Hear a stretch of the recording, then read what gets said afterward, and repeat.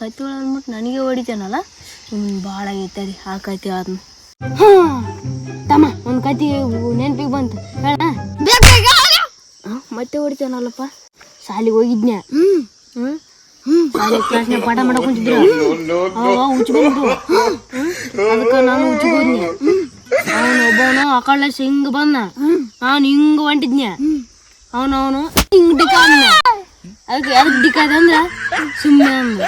ಅದಕ್ಕೆ ನಾನಂದ್ರ ಹಿಂಗ್ ಬಡಿದ್ನ್ಯಾ. ಅವನು ಒಳ್ಳೆ ಹಿಂಗ್ ಬಡ್ದ. ಅವಾಗದ್ರ ನನ್ನ ಹಿಂಗ್ ಹೋದ್ನ. ಅವಾಗ ನಾನು ಹಿಂಗ್ ಬಡಿದ್ನ್ಯಾ.